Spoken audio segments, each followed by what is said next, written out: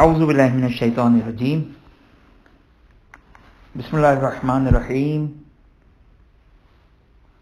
الحمد للہ رب العالمین الصلاۃ والسلام علی سیدنا و مولانا ابی القاسم محمد وعلی اہل بیتہ الطیبین الطاہرین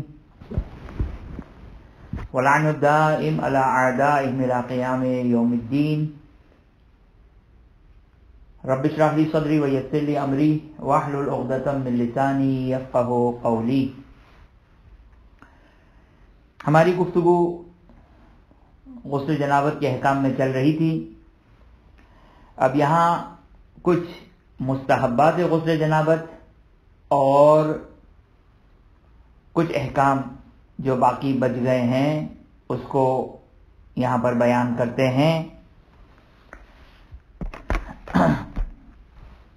فرماتے ہیں کہ وقد ذکر العلماء رضوان اللہ تعالی علیہم، خوب یہ تعبیر کہ علماء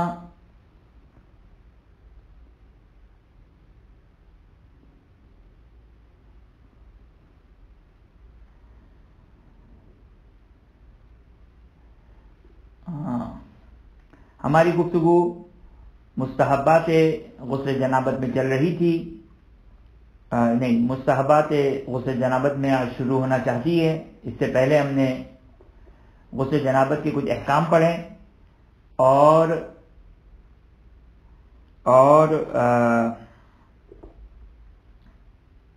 مستحبات غسل جنابت اور کچھ احکام جو اس سے ریلیٹڈ ہیں غسل جنابت سے اس کو بیان کرتے ہیں۔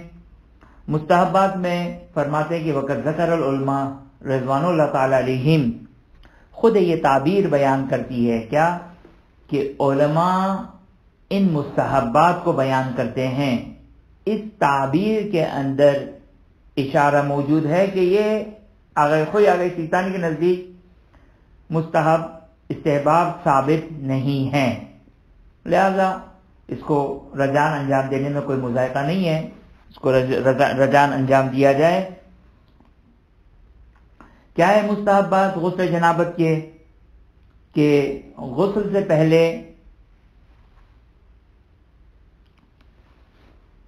کوہنیوں تک ہاتھوں کو دھونا، یہ ہاتھوں کو دھونا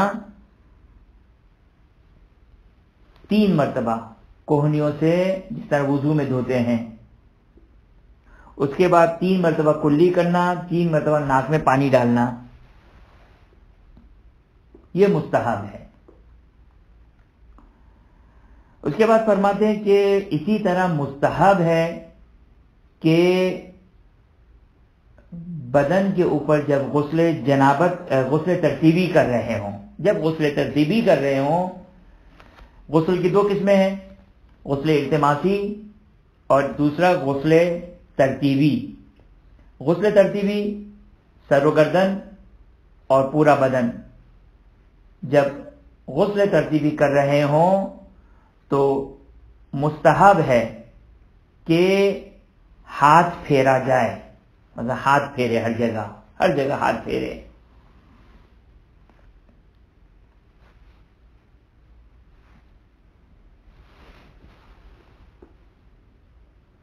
بلکہ فرماتے ہیں کہ بلکہ اس میں تاکید ہے کہ یہ کام کیا جائے، یعنی یہ تھوڑا سا تاکیدی مسئلہ ہے۔ اب بہرحال اس میں نقطہ کیا بیان کریں کہ یہ ایک استحباب غیری ہے، یعنی کیا مطلب، یعنی اس لیے ہے تاکہ جو وہ پانی صحیح طرح ہر مقام پر پہنچ جائے۔ اسی طرح مستحب تخلیل کرنا۔ تخلیل کسے کہتے ہیں؟ تخلیل یعنی یہ جیسے مثال کو یہ داڑھی ہے، اس طریقے سے انگلیاں پھیرنا، یہ تخلیل کہلاتا ہے۔ یہ اس طرح کرنا تاکہ جو کہ وہ بالوں کے اندر انگلیاں ڈال کر جو وہ پھیرنا، تاکہ جو وہ پانی بالوں کے اندر، سر، داڑھی، جہاں پر تخلیل کیا جائے وہاں پر جو وہ مستحب تخلیل کرنا یعنی بالوں وغیرہ میں انگلی ڈال کر اسے گھمانا پھیرنا تاکہ جو وہ پانی تمام مقامات تک پہنچ جائے. اسی طرح انگوٹھی وغیرہ جس میں احتمال ہے کہ پانی شاید نیچے تک نہ پہنچے تو انگوٹھی وغیرہ اتار دے، یہ بھی مستحب ہے. توجہ کریں، یہ بات واضح ہے جیسا کہ پہلے بیان ہوئی یہ بات کیا کہ تمام مقامات تک پانی پہنچانا ضروری ہے، کوئی جگہ خشک باقی نہ رہ جائے. علماء یہاں تک کہتے ہیں کہ سوئی کی نوک کے برابر کوئی جگہ خشک نہ رہ جائے. اچھا، اب یہ جملہ عام طور پر انسان جب سنتا ہے تو تھوڑا وسواسی ہو جاتا ہے. جب انسان یہ سنتا ہے کہ سوئی کی نوک کے برابر کوئی جگہ خشک نہ رہ جائے تو انسان تھوڑا وسواسی ہو جاتا ہے.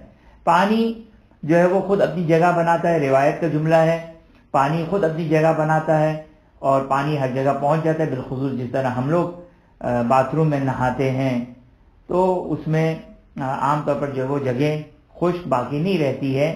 لیکن بہرحال کوئی رکاوٹ وغیرہ ہو یا انگوٹھی ٹائٹ ہے یا جیسے اب ایک مسئلہ کہ خاتون جو میں نے وضو میں بھی بیان کیا تھا کہ ناک کی کیل وغیرہ پہنتی ہے تو اگر پانی پہنچ جاتا ہے تو صحیح ہے. لیکن بہرحال مستحب یہ کہ ان تمام چیزوں کو جو انگوٹھی وغیرہ جو پانی پہنچنے کے لیے رکاوٹ ہے ان تمام چیزوں کو نکال دیا جائے. مستحب ہے اگر یقین ہے کہ پانی پہنچ جائے گا، اگر یقین ہے کہ پانی پہنچ جائے گا پھر بھی اس سے مستحب ہے کہ انسان ان چیزوں کو نکال دے تاکہ کوئی شبہ ڈاؤٹ باقی نہ رہے، اتفاقاً بھی یہ مسئلہ پیش نہ آ جائے. لیکن اگر شک ہے کہ پتہ نہیں یہ انگوٹھی وغیرہ رکاوٹ ہے یا نہیں پھر تو ضروری ہے کہ انگوٹھی نکال دے یا کم از کم غسل کرتے ہوئے دیکھو جب یہاں پہ پانی پہنچا رہے ہوں انگوٹھی کی جگہ پر تو اس لمحے جو وہ انگوٹھی کو نکال دے، پانی پہنچا دے، پھر پہن لیں. اسی طرح مستحب ہے. اب یہ انہوں نے بیان تو نہیں کیا ہے کہ یہ مرد و عورت دونوں کے لیے ہے یا نہیں، کیونکہ یہ مسائل ہم نے جو ایک ٹاپک چھوڑا کہ کس طریقے سے غسل جنابت واجب ہوتا ہے، اس کو آپ لوگ اپنے اعتبار سے جو توضیح المسائل ہے اردو انگلش وغیرہ میں اسی میں آپ اس کو مطالعہ کر لیں، اس کو پڑھ لیں کہ غسل جنابت کس طرح واجب ہوتا ہے مرد و عورت کے اوپر. ہم نے اس کو چونکہ بہرحال عمومی گفتگو ہے لہذا ہم نے جو اس کو بیان نہیں کیا. اب یہ جو مستحب بیان کیا گیا ہے میرا خیال یہ ہے، اگرچہ انہوں نے یہاں پر بیان نہیں کیا ہے، میرا خیال یہ ہے کہ یہ مستحب مردوں کے لیے ہے، شاید عورتوں کے لیے شاید یہ مستحب نہ ہو. لیکن میں ابھی فی الحال نہیں معلوم، بہرحال مجھے شک ہو گیا. کیا ہے وہ مستحب یہ کہ غسل جنابت جب واجب ہو جائے، جب انسان اس کو کہتے ہیں مجنب ہو جائے، جب انسان مجنب یعنی جب انسان حالت جنابت پر آ جائے، جب انسان مجنب ہو جائے تو غسل سے پہلے یورین پاس کرنا، پیشاب کرنا، یہ مستحب بیان کیا گیا ہے. کہ اس کا اثر کیا ہے، اس کا اثر بعد میں بیان کریں گے. اس کو کہتے ہیں جنابت کا استبرا. استبرا دو قسم کے ہیں.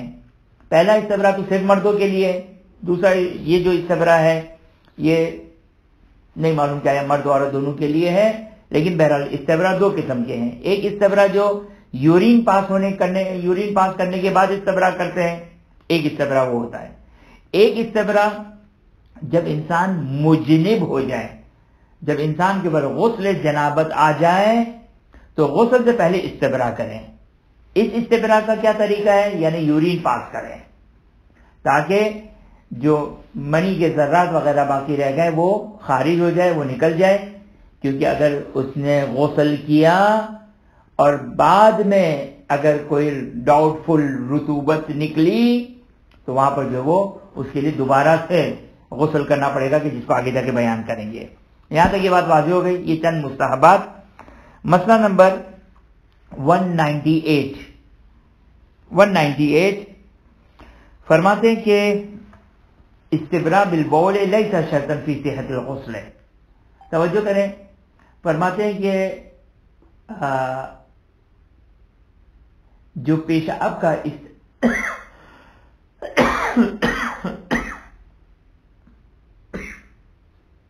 جو پیشاب کا استبرا ہے وہ غسل کے صحیح ہونے کا سے کوئی ربط نہیں ہے.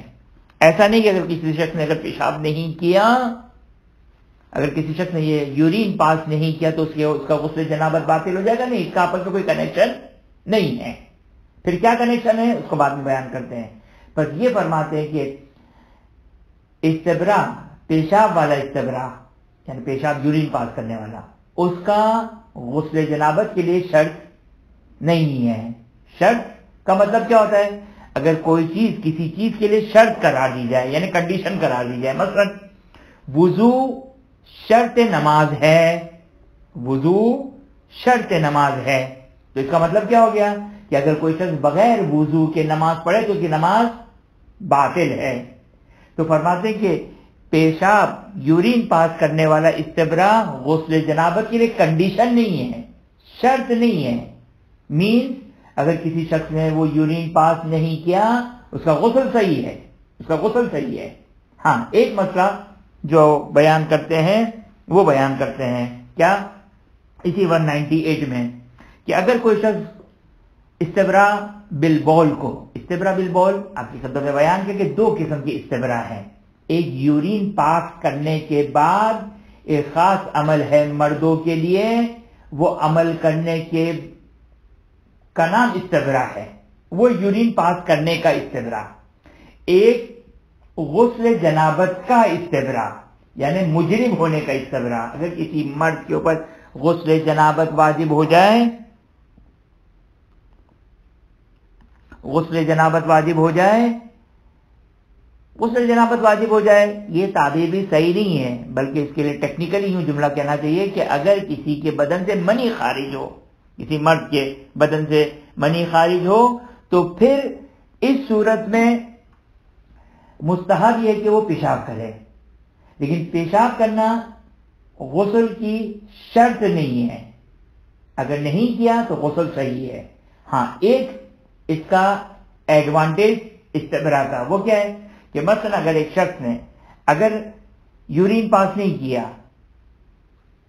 منی نکلی، غسل جنابت واجب ہوا، یورین پاس نہیں کیا، اس نے غسل کر لیا، اس کے بعد کچھ ڈاؤٹ فل رطوبت نکلی، ڈاؤٹ فل،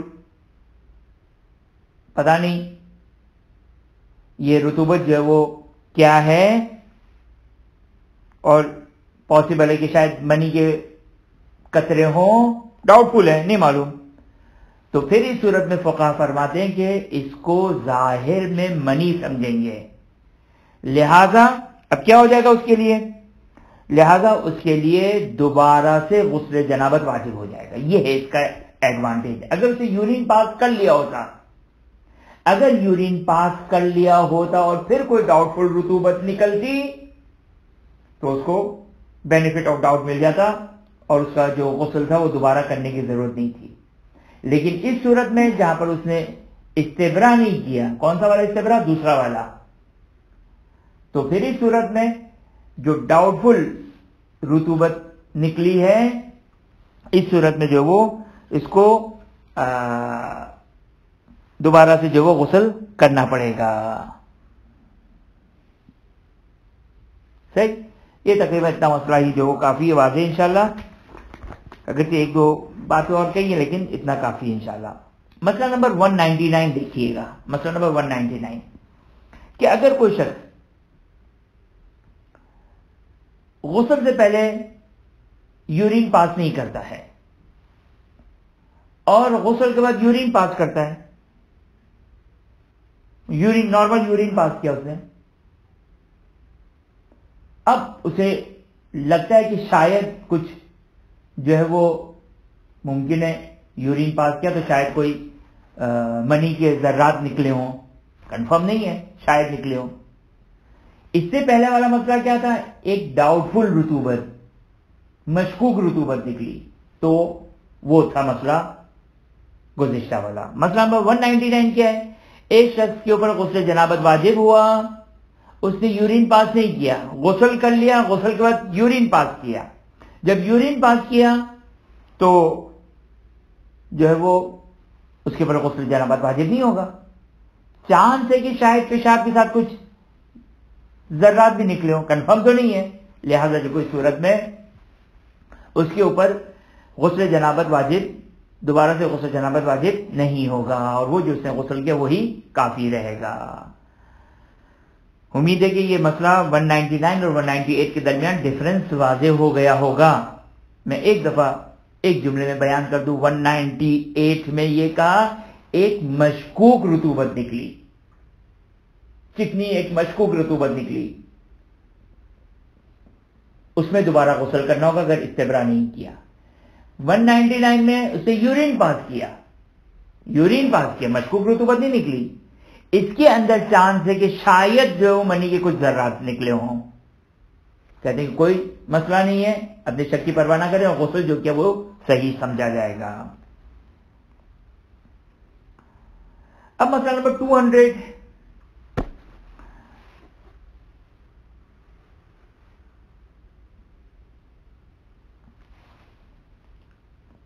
اس کو ہم چھوڑ دیتے ہیں، صرف عنوان بتا دیتے ہیں مسئلہ نمبر 200 کا، اور اگر آپ لوگ کہیں گے تو نیکسٹ کلاس میں بیان کر دوں گا، صرف عنوان بتا رہا ہوں میں کہ اگر علم اجمالی ہو جائے، دیکھیں آپ کی خدمت میں بیان کروں، 5 قسم کی رطوبات نکلتی ہیں جو پہلے بیان ہوئی تھی، 5 قسم کی رطوبت، وضی، ودی، مزی، پیشاب، منی، 5 قسم کی رطوبت ہے، جس میں 3 پاک ہے اور 2 نجس ہیں، یہ پہلے گزری ہے۔ مسئلہ نمبر 200 میں کیا بیان کرتے ہیں؟ علم اجمالی۔ علم اجمالی کیا ہے؟ علم اجمالی یا پیشاب نکلا ہے یا منی نکلی ہے، کنفرم باقی 3 تو نہیں ہے، یا یہ نجس والی ہے یا یہ نجس والی ہے، تو یہ علم اجمالی ہے۔ یہ مسئلہ نمبر 200 ہے، عام طور پر یہ پیش نہیں آتا ہے، لہذا ہم اس کو چھوڑے دیتے ہیں۔ اگر آپ لوگ کہیں گے کہ نہیں یہ کام کا مسئلہ اس کو بیان کر دیں تو انشاءاللہ اس کو بیان کر دیں گے۔ مسئلہ نمبر 201، خوب یہ مسئلہ دیکھیں، مسئلہ نمبر 201، یہ وہ مسئلہ ہے جس کی طرف ہم نے پہلے بھی 2 مرتبہ 3 مرتبہ اشارہ شاید کیا تھا، 2-3 مرتبہ، مجھے تو 2 دفعہ کم از کم یاد آ ہی رہا ہے کہ اس مسئلے کی طرف اشارہ کیا تھا۔ کیا مسئلہ ہے؟ فرماتے ہیں کہ غسل جنابت وضو کے لیے کافی ہے، اور میرا خیال ہے کہ یہ مسئلہ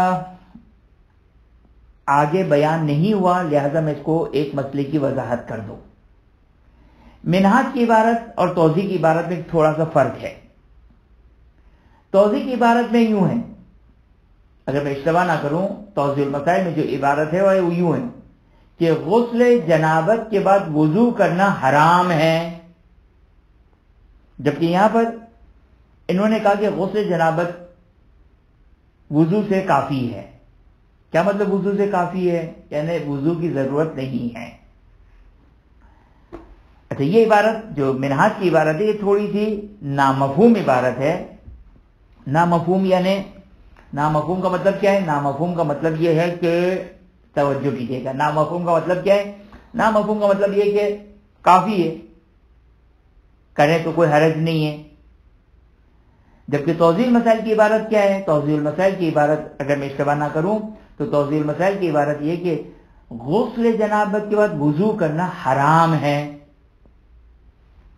حرام ہے یعنی کیا مطلب؟ اچھا، لوگ اس سے بڑھ کر دوسرا ایک سوال بھی کرتے ہیں کہ اگر ہم نے غسل جنابت کے بعد اگر وضو کر لیا تو کیا دوبارہ سے غسل کرنا ہوگا؟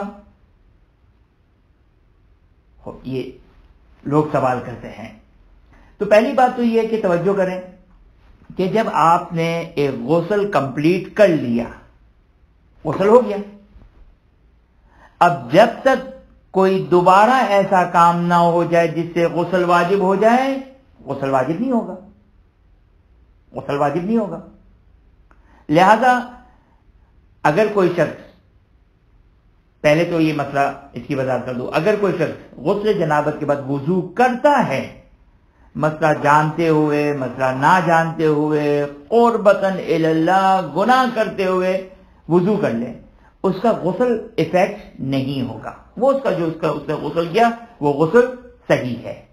اب آ جائیے وضو کرنا حرام ہے، واٹ ڈز اٹ مین، کیا مطلب ہے وضو کرنا حرام ہے؟ خوب توجہ کیجیے گا، یہ مسئلہ وضو کرنا حرام ہے، اس کا کیا مطلب ہے وضو کرنا حرام ہے؟ خوب توجہ کیجیے گا، توضیح المسائل میں یہ مسئلہ کافی حد تک ہمیں یاد آ رہا ہے کہ اس میں توضیح المسائل میں موجود ہے یہ مسئلہ کہ وضو کرنا، غسل جنابت کے بعد وضو کرنا حرام ہے، کیا مطلب ہے اس کا؟ توجہ کریں،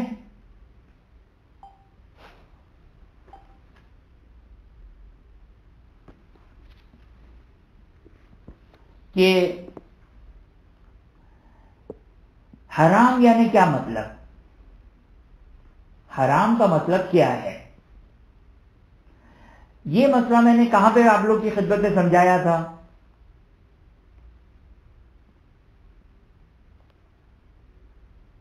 وضو میں اعضائے وضو کو 3 مرتبہ دھونا حرام ہے۔ خوب اگر کوئی والنٹیئرلی اگر بتانا چاہتا ہے تو چاہے تو بتا سکتا ہے کہ وہاں پر میں نے بتایا تھا کہ وضو میں 3 مرتبہ دھونا حرام ہے، تو یہ کون سا حرام تھا؟ اگر کوئی والنٹیئرلی بتانا چاہے تو کوئی مذائقہ نہیں ہے، یہ کون سا حرام تھا؟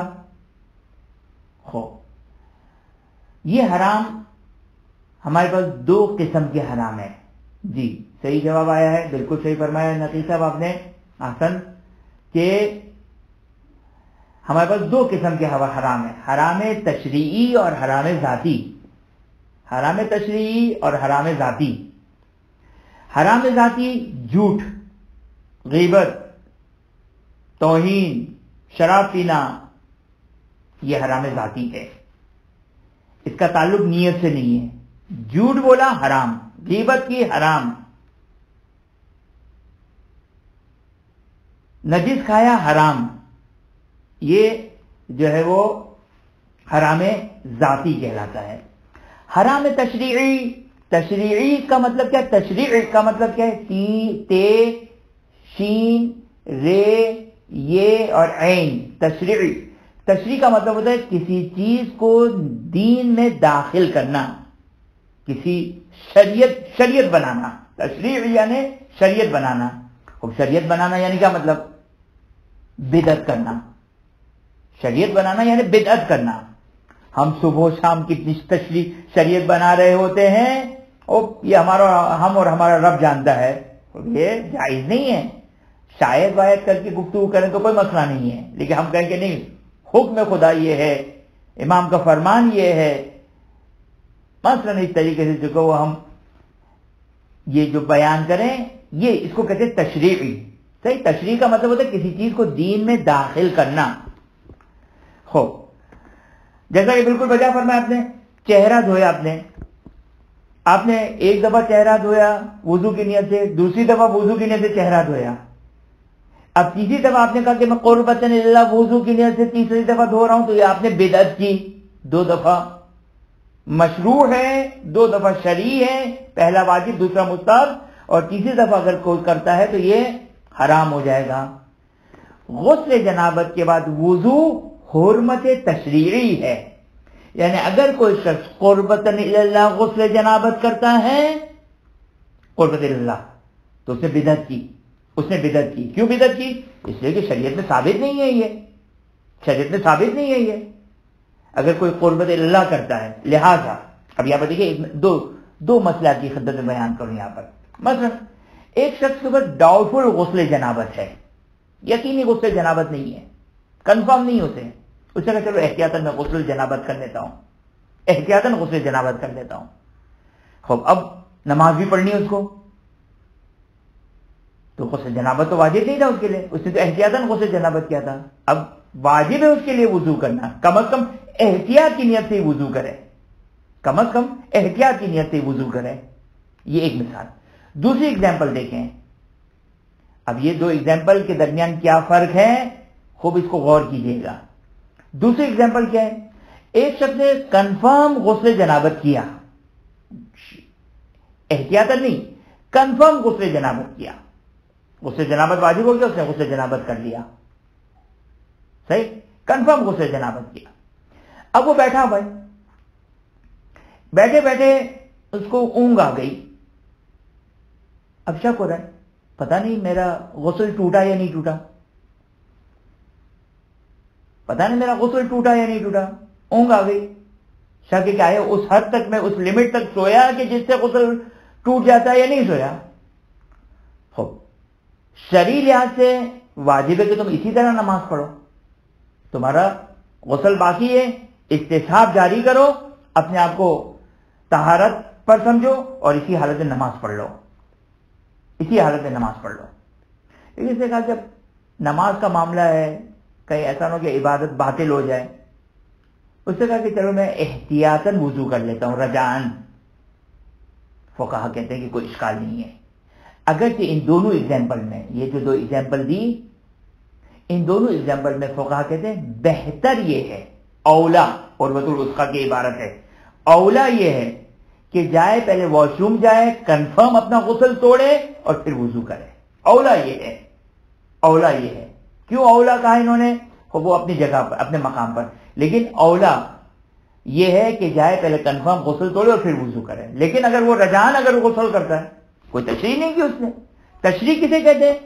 تشریح کی ڈیفینیشن یہ ہے کہ انسان جہاں پر شریعت ثابت نہ ہو، شریعت ثابت نہ ہو، وہاں پر انسان اپنی طرف سے کوئی حکم خدا بیان کرے، اس کو کہتے ہیں تشریعی. جب آپ نے اگر کوئی شخص غسل جنابت کے بعد اگر وضو کرتا ہے تو وضو کیوں کر رہا ہے؟ کہتے ہیں شاید نہیں، شاید کرے گا تو بچت ہو جائے گی. کہتے ہیں وضو کیا قربتاً اللہ. قربتاً اللہ کا مطلب حکم خدا یہ ہے، حکم خدا نہیں ہے، یہ حکم خدا نہیں ہے. لہذا یہاں جو وہ، لیکن بہرحال اگر کوئی شخص اگر احتیاطاً اگر وضو کرنا چاہتا ہے تو بہتر یہی ہے کہ جائے واش روم میں جائے، پہلے کنفرم اپنے غسل کو توڑے اور بہتر یہ کہ دوبارہ پھر جا کے جو وہ وضو کرے. صحیح نا؟ یہاں پر ایک نقطہ آپ کی خدمت میں عرض کر دوں، توجہ کریں. یہاں تک تو یہ بات واضح ہو گئی، امید ہے کہ بات واضح ہو گئی ہوگی. صحیح. ایک نقطہ عرض کر دوں کہ چونکہ یہاں پہ ایک شائبہ ہے. کیا شائبہ؟ کہ بعض فقہا کے نزدیک، ظاہراً شہید صدر، مرحوم شہید صدر کے نزدیک، ہمارے استاد بھی ان کی باتوں سے لگتا تھا وہ بھی شاید اس نظریے کے قائل ہے کہ وہ کہتے ہیں کہ نہیں، یہ حرمت ذاتی ہے، حرمت ذاتی ہے، حرمت تشریعی نہیں ہے وضو کرنا، بلکہ حرمت ذاتی ہے. لہذا چونکہ بعض علماء کے نزدیک احتمال یہ ہے کہ حتیٰ اگر آپ نے رجعان بھی کیا تو حرام کام کیا، یہ حرمت ذاتی کا مطلب ہو جائے گا کہ نہیں وضو کرنا، رجعان بھی نہ کریں. لہذا احتیاط کیا ہے؟ احتیاط یہ ہے کہ غسل جنابت جو کیا ہے اس کو پہلے توڑیں اور پھر احتیاطاً وضو کریں، اگر اس کو احتیاطاً وضو کرنا ہے تو. اگر کہ اگر کوئی اگر چیزانی کے لحاظ سے اگر رجعان وہ وضو کر لے غسل جنابت کے بعد تو کوئی اشکال نہیں ہے. یہاں تک یہ بات ہو گئی. خلاصہ مطلب کیا ہو گیا؟ خلاصہ مطلب یہ ہے کہ غسل جنابت کے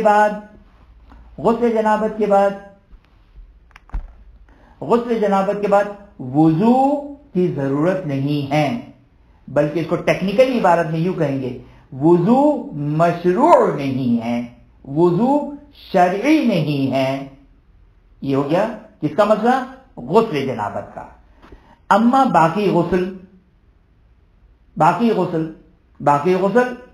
غسل میت، غسل حیض، غسل نفاس،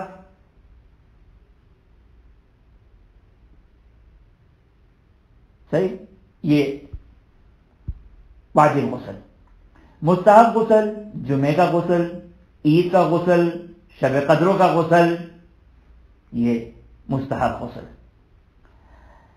فرماتے آگے کوئی اور آگے چیز نہیں، کہتے غسل جنابت تو اجماع ہے، غسل جنابت میں اجماع ہے، سارے فقہا قائل ہے کہ غسل جنابت کے بعد وضو نہیں ہے، لیکن باقی غسل میں وضو کی ضرورت ہے یا نہیں ہے، مشہور فقہا قائل ہے اس بات کے، مشہور شیعہ فقہا کہ باقی غسل کے بعد وضو ہے، جیسے مرحوم خمینی کا ظاہراً بلکہ گمان کبھی کا فتویٰ تھا کہ واجب غسل کے بعد وضو کرنا ہے، غسل حیض ہے، غسل نفاس ہے، حتیٰ اسی طرح مستحب غسل جمعہ کے بعد آغا خمینی کے نزدیک، مشہور فقہا کے نزدیک غسل جمعہ کے بعد وضو ہے، غسل عید کے بعد وضو ہے، لیکن آغا سیستانی فرماتے ہیں کہ کوئی بھی غسل ہو جو شرعی لحاظ سے ثابت ہے، پروفڈ ہے، یا واجب کیٹیگری میں آتا ہو یا مستحب کیٹیگری میں آتا ہو۔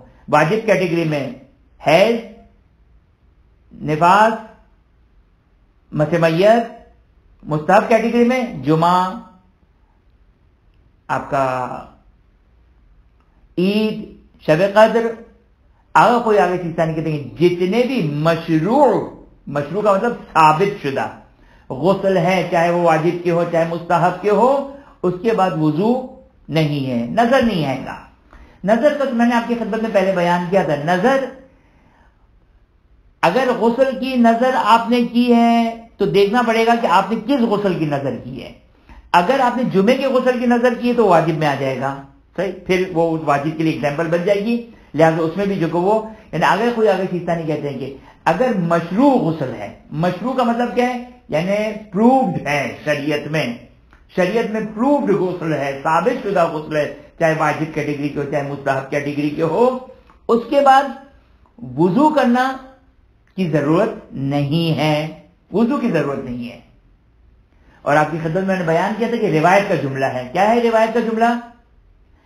ای الوضوء انقی من الغسل، امام علیہ السلام کا جملہ ہے، معصوم کی حدیث کا جملہ ہے، معصوم ارشاد فرماتے ہیں، اور اسی جملے سے آگے سیستانی نتیجہ نکالتے ہیں کہ امام فرماتے ہیں کہ کون سا وضو غسل سے زیادہ پاک کرنے والا ہے، یعنی ایسی کون سی چیز ہے جو غسل سے زیادہ، ایسا کون سا وضو ہے جو غسل سے زیادہ پاک کر دینا انسان کو پاک کر دے، یعنی وہ طہارت جو غسل سے حاصل ہو رہی ہے وہ وضو سے حاصل نہیں ہوتی ہے، لہذا آگے سیستانی کہتے ہیں غسل کے بعد وضو کی ضرورت نہیں ہے، خوب اچھا، یہاں تک یہ بات واضح ہو گئی۔ اب سوال، ایک ٹیکنیکل سوال، آیا وہ غسل کے بعد وضو مشروع ہے یا مشروع نہیں ہے؟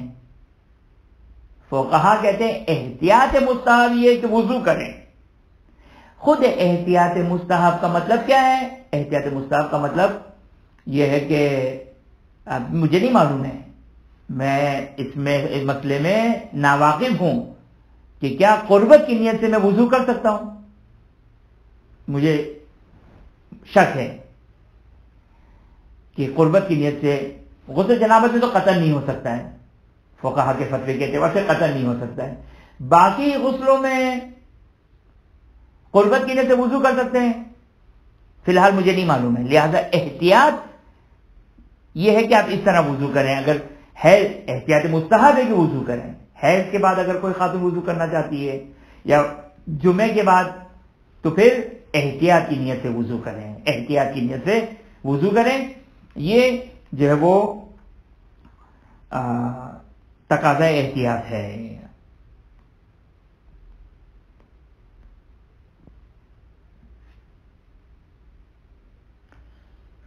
مسئلہ نمبر 202، اب بہتر تھا کہ 202 کو 198 کے بعد بیان کرتے تو زیادہ کنیکشن رہتا۔ 202 کا تعلق 198 سے ہے۔ اگر کسی شخص کے اوپر غسل جنابت واجب ہوا، غسل کیا، غسل کے بعد ایک مشکوک رطوبت نکلی، غسل جنابت واجب ہوا، غسل کیا، مشکوک رطوبت نکلی، اب اس کو شک ہی ہو رہا ہے کہ میں نے غسل جنابت سے پہلے یورین پاس کیا تھا یا نہیں کیا تھا، یعنی استبرا کیا تھا یا نہیں کیا تھا، یورین پاس کیا تھا یا نہیں کیا تھا، یہ شک ہو گیا۔ غسل کنفرم، غسل جنابت کنفرم، غسل کیا کنفرم، مشکوک رطوبت نکلی، ڈاؤٹ کس بات کا ہے کہ before गुस्ल and after जनाबत urine pass किया था या नहीं किया था, तो कहते हैं कि नहीं, ये आपका काम खराब हो गया और आप ये समझें कि यूरिन पास नहीं किया था यानी इस्तिब्रा नहीं किया था और वाजिब है कि आप गुस्ल करें, वाजिब है कि गुस्ल करें। हो मसला नंबर 203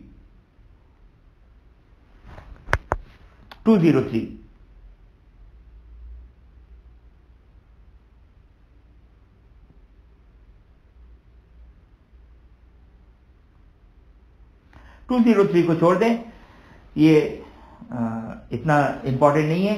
आज का आखिरी मसला 204, ये बहुत इंपॉर्टेंट मसला है। 204 थोड़ा सा कॉम्प्लिकेटेड है लेकिन बहुत काम का मसला है, बहुत काम का मसला है। 204 पढ़ने कोई मुजाहिदा तो नहीं है इंशाल्लाह, थक तो नहीं गए आप लोग जी? खूब तवज्जो करें, ये मसला इख्तिलाफी आगे खोई और आगे सीसानी के नजदीक, आगे खोई और आगे सीसानी के नजदीक इख्तिलाफी मसला है। और ये मसला देखें कि क्या है।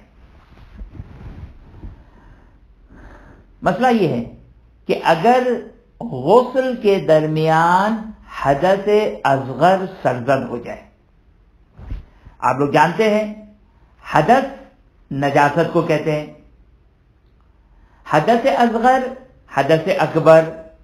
हदस असगर वो नजासत के जिसके निकलने से, जिसके होने से वुजू वाजिब होता है, छोटी नजासत जिससे वुजू वाजिब होता है। बड़ी नजासत हदस अकबर जिससे गुस्ल वाजिब होता है।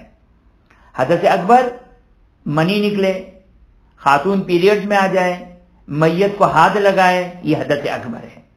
सही, हदस अकबर का मसला नहीं है।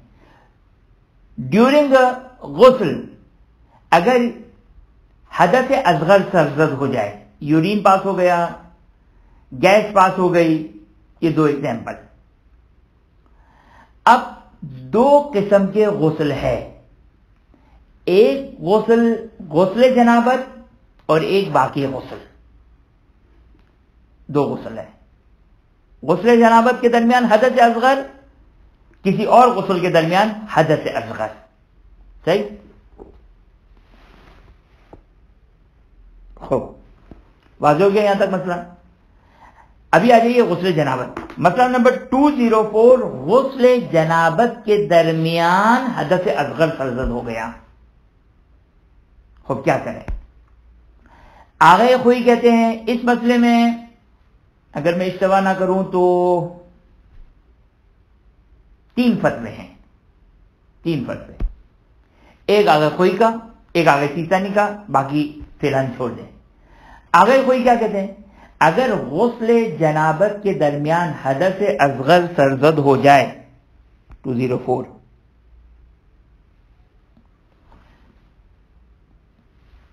खूब तवज्जो करें। आगे खुई फरमाते हैं हदस असगर गुस्ल जनाबत के दरमियान सरजद हो जाए, आगे सिंपल जाओ दोबारा से गुस्ल करो, दोबारा से गुस्ल करो। सही, फिर आपको एक जुमला लगाते हैं, एहतियात मुस्तहब यह है कि वुजू भी करे, एहतियात मुस्तहब है कि वुजू करे। क्यों? ताकि आगे सीस्तानी के फतवे की मुखालिफत ना हो, क्योंकि मशहूर फुक़हा आगे सीस्तानी के साथ है। लिहाजा एहतियात मुस्तहब यह है कि दोबारा से गुस्ल भी करो, नहीं वाजिब है कि दोबारा से गुस्ल करो। फतवा है आगे सीस्तान, आगे खुई का, दोबारा से गुस्ल करो, लेकिन एहतियात मुस्तहब है कि वुजू भी कर लेना। क्यों? इसलिए शायद आगे सीस्तानी का फतवा सही हो। आइए अब आगे सीस्तानी का फतवा देखते हैं। आगे सीस्तानी क्या कहते हैं? आगे सीस्तानी फरमाते हैं, तवज्जो कीजिएगा, अगर गुस्ल जनाबत के दरमियान हदस असगर सरजद हो गया, लो अहदस बिल असगर, अच्छा हो गया, क्यों इतनी तकल्लुफ से हम गुफ्तगू करें? जानबूझ के भी कर दिया, जानबूझ कर भी कर दिया। आगे सीस्तानी गिला से फरमाते, क्या फरमाते? अच्छा अब तवज्जो करें, तौज़ीह आप लोग का एक होमवर्क है, ये होमवर्क जरूर कीजिएगा। जाइएगा میں چاہ رہا دل تو چاہ رہا ہے کہ اتنا ہی ہوم ورک دے کر چھٹی کر دوں، لیکن چلے اب مسئلہ شروع کیا تو کمپلیٹ بھی کر دوں. ایک ہوم ورک ضرور دیجیے گا، توضیح مسائل جا کے کھولیے گا. آگے سیستانی کی آگے سیستانی کی توضیح مسائل کھولیے گا. اس عبارت نے لوگوں کو پریشان کر دیا. اچھا، قصور توضیح المسائل کا نہیں ہے، کس کا قصور ہے؟ قصور فقہ کا ہے. فقہ آسان نہیں ہے. فقیہ مجتہد دقیق ہوا کرتا ہے. ہماری نگاہیں، ہماری اسٹڈی اسی طرح شریعت میں دقیق ہونی چاہیے. کیا کہا آگے سیستانی نے؟ آگے سیستانی نے کہا کہ وہ چاہے تو دوبارہ سے غسل کر سکتا ہے. اچھا، اب مجھے بتائیں اس سے آپ کیا سمجھیں گے؟ اس کا مطلب آپشن ہے کہ چاہے تو دوبارہ سے نہیں، میں دوبارہ سے تعبیر استعمال کروں. آگے سیستانی کی تعبیر کیا ہے؟ آگے سیستانی کی تعبیر یہ کہ وہ چاہے تو اس غسل کو کنٹینیو رکھ سکتا ہے. یہاں پر بھی یہی استعمال کیا انہوں نے، فَلَهُ أَن يُتِمَّهُ، وہ چاہے. اچھا، اس کا مطلب لوگ کیا سمجھتے ہیں؟ اس کا مطلب لوگ سمجھتے ہیں کہ آپشن ہے کہ چاہے تو غسل دوبارہ سے کر لیں اور چاہے تو اسی کو کنٹینیو کریں. جی نہیں، یہ مطلب نہیں اس کا. پھر یہ آپشن کیوں دیا؟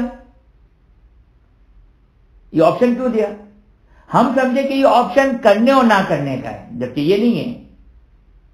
بلکہ یہ آپشن اس لیے ہے کہ آگے سیستانی فرماتے ہیں چاہے تو آپ اس کو کمپلیٹ کر لیں اور چاہے تو دوبارہ سے کریں. نہیں نہیں نہیں نہیں، جلد بازی نہ کریں. چاہے تو اس کو کمپلیٹ کریں اور چاہے تو آپ یہ کام کریں. کیا کام کریں؟ کہ آپ کیا کر رہے تھے؟ غسل. کون سا غسل؟ جنابت کا. جنابت میں کون سی قسم کا؟ ترتیبی. آگے سیستانی کہتے ہیں اچھا آپ کو وضو سے بھی چھٹی دلا دوں تاکہ بعد میں وضو نہ کرنا پڑے. تو ہاں، چھٹی دلا دیں. آپ غسل ترتیبی کی جگہ غسل التماسی کر لیں. چھوڑ دیں اس کو، یعنی اپنے غسل کی قسم کو چینج کر دیں. بس آج کل آپشن ہے، چاہے تو اس کو کمپلیٹ کریں، چاہے تو آپ غسل ترتیبی سے غسل التماسی کی طرف چلے جائیں. نہ یہ کہ آپ کی مرضی ہے چاہے تو کمپلیٹ کریں، چاہے تو جو کہ وہ دوسرا شروع سے کریں. جا کے توضیح المسائل پڑھیے گا تو اب آپ کو یہ میری تشریح آپ کے لیے واضح ہو جائے گی. توجہ فرمایا آپ نے. اگر آپ نے اسی کو کنٹینیو کیا تو پھر آپ کو نماز کے لیے کیا کرنا ہوگا؟ احتیاط واجب کی بنا پر فتوا نہیں دیا ہے، مشہور فقہا نے فتوا دیا ہے. آگے سیستانی نے احتیاط واجب لگائی کہ وضو کرے، کہ غسل کے درمیان حدث اصغر ہو گیا، احتیاط واجب یہ کہ وہ وضو کرے. صحیح. بس آپشن ہے. آپشن اس میں نہیں ہے کہ چاہے تو غسل کمپلیٹ کرے یا دوبارہ سے کرے. نہیں، ظاہر توضیح میں اگر آپ جب پڑھیں گے تو آپ کو توضیح سے ایسا محسوس ہوگا. نہیں، آپشن ہے یا تو اسی کو کنٹینیو کریں یا آپ غسل کی قسم کو، طریقے کو تبدیل کر دیں. ہاں، جب آپ نے طریقے کو تبدیل کر دیا پھر وضو کی ضرورت نہیں ہے. توجہ فرمایا آپ نے. یہ ہے مطلب آگے سیستانی کی عبارت کا. صحیح. یہ ہو گیا مسئلہ نمبر 204 کا مسئلہ جو کہ واضح ہو گیا. اور جا کے ضرور اس مسئلے کو آپ آگے سیستانی کی دیکھیے گا تو اب آپ کو بالکل کلیئر ہو جائے گا کہ اس عبارت کا مطلب کیا ہے. یہاں پر ایک اور نقطے کی اجازت دے دیں، میں ایک اور نقطہ آپ کی خدمت میں عرض کر دوں کہ یہ میں نے یہ بھی اشارہ کیا تھا. اب دیکھیں، ایک مرد نے یا کسی مرد یا کسی خاتون نے غسل جنابت کیا، باقی غسل کا مسئلہ 205 میں بیان کریں گے. مثلا کسی نے غسل جنابت کیا، صحیح، سر و گردن دھویا. اب خاتون نے غسل کیا، تھوڑی سی نیل پالش صفائی کرنے میں رہ گئی، تھوڑی سی نیل پالش باقی رہ گئی جو پانی پہنچنے کے لیے رکاوٹ ہے. اب 2 دن کے بعد ہوتا ہے بعض اوقات، 2 دن کے بعد وہ نیل پالش دکھی، پانی غسل تو باطل ہو گیا. 2 دن کی نماز تو قضا کرنی ہے، کیا اتنی سردی میں دوبارہ سے غسل بھی کرنا ہے؟ آگے سیستانی کہتے نہیں، بیچ میں 2 دن میں آپ نے غسل حدث اصغر ہی سرزد ہوا ہے نا، کوئی حدث اکبر تو سرزد نہیں ہوا ہے، حدث اصغر سرزد ہوا ہے. آپ اتنی نیل پالش کو صاف کیجئے اور واش بیسن پہ غسل کی نیت سے ہاتھ دھو لیں، کمپلیٹ آپ کا غسل. ہاں 2 دن کی نمازوں کی قضا کرنی پڑے گی. لیکن آگے کوئی کہتے کہ نہیں، غسل جنابت کیا تھا، حدث اصغر سرزد ہو گیا، 2 دن ہو گئے، یقین تو حدث اصغر سرزد ہو گیا. آگے کوئی کہتے کہ نہیں، آپ جائیے دوبارہ سے سر و گردن دھوئیے، دوبارہ سے جا کے جو پورا غسل کرنا پڑے گا، کوئی آپ کو بینیفٹ اور کوئی ایڈوانٹیج نہیں ملے گا. یہ اس کا پریکٹیکل ایڈوانٹیج تھا. وآخر دعوانا الحمدللہ رب العالمین. اگر کسی کا سوال ہے تو اچھی بات ہے، ورنہ ہم ختم کریں کلاس کو. میرا سوال ہے کہ اب جو مسئلہ دوستو 1 بجے آپ نے بیان کیا تھا، اس میں اگر فرسٹ میں مثال دے رہا ہوں، جیسے کہ میں نے یا تو جو میں کی وجہ سے میں نے غسل کیا سنت، تو اب اگر میں جا رہا ہوں مسجد اور میں کیا وضو کروں گا یا نہیں کروں گا؟ اگر میری نیت یہ تھی کہ میں جو میں کیے کافی ہے، واجب نہیں ہے آپ کے لیے، واجب نہیں ہے آپ کے لیے. ہاں احتیاطاً کرنا چاہے تو قاضی کر لیں، احتیاطاً کر لیں. جی جی جی احتیاط کی نیت سے کریں. اچھا دوسرا یہ ہے کہ ترتیبی میں آپ نے یہ بیان کیا. اب آج کل تو ہمارے یہاں یہی ہوتا ہے نا، شاور ہوتا ہے، یہی ہوتا ہے جب آپ گردن اور یہ ہاتھ وہی شاور بھی دیتے، اور پھر آپ کو یہ آپ ایک حصہ جو ہے سیدھے ہاتھ کا سیدھی طرف کا آپ شاور کے نیچے کھڑے ہو جائے، وہ صحیح ہے کہ آپ جگہ ہاتھ پھیر لے سب جگہ اس طرف کے سب کے، اور پھر دوسری طرف آپ کا ہو جائے اور پھر دوسری سائڈ کا آپ کا، یہ تو صحیح ہے نا یہ والا؟ جی جی بالکل بالکل. جی جی ٹھیک ہے، شکریہ. ویلکم. ایک سوال ہے. جی جی یہ جو نیت کرتے ہیں قربت اللہ کی، جی تو عرف عام میں تو یہ ہم سمجھتے ہیں کہ بس خدا کی قربت کے لیے کر رہے ہیں کوئی بھی کام، کافی ہے. آپ نے بتایا نہیں، اگر حکم ہے، اس کا مطلب حکم ہے خدا ہی. جی جی قربت جمعہ کی نماز پڑھ رہے ہیں تو ہم قربت کی نیت سے پڑھتے ہیں، پھر اس کا جو نماز ظہر ہے اس کو رجا کی نیت سے پڑھیں. جی اس کو احتیاط کی نیت سے پڑھیں. رجا کی نیت بھی صحیح ہے، احتیاط کی نیت بھی صحیح ہے. اور نہ پڑھے تو کوئی مسئلہ نہیں. جی جی کافی ہے. یہ میں سمجھا نہیں سوال یہ کیا تھا، سمجھ نہیں آیا. یہ سوال یہ ہے، میں سوال ریپیٹ کر دیتا ہوں کہ چونکہ نماز